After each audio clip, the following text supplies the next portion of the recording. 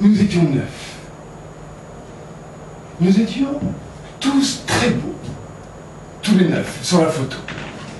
On l'avait faite avec un vieil appareil que j'avais plus ou moins remis en état, oublié dans un coin de la cour, posé en équilibre sur un chevalet, oublié lui aussi très bancal.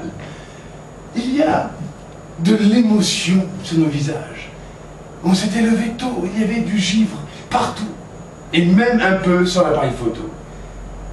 Je me souviens que nous en avions fait 3, parce que nous n'étions pas tous contents du rendu des 2 premières.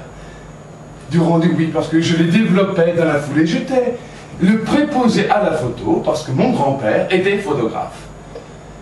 Nous n'étions surtout pas contents de notre disposition, ça manquait d'harmonie, les grands, les petits étaient mal répartis. Alors, l'une de nous dit, par ordre alphabétique, et tout le monde se met où il veut. Donc,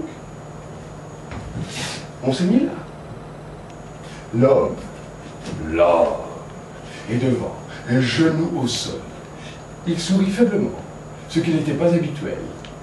Les plumes de son chapeau masquent la moitié du visage de l'Hurluberlu. Alors, l'Hurluberlu, c'est un grand sec tout droit, et sur la photo, il sourit bien, parce qu'il est content d'être à la droite de l'homme, ou du maître, comme Napoléon aussi.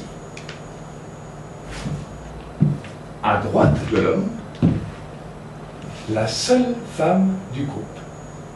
Elle voile ses yeux légèrement tristes par un sourire légèrement triste.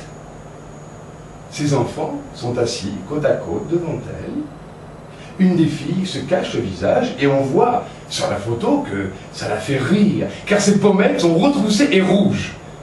L'autre avait dû tourner la tête vers sa mère au moment où l'appareil s'est déclenché, parce que c'est la seule à avoir le visage flou. Elle regarde sa mère d'un œil et de l'autre, surprise, l'objectif. Les garçons, eux, sont tranquilles, fixent l'appareil droit devant eux avec l'aplomb de leur père. Leurs mines sont parfaites et sont très bien habillées.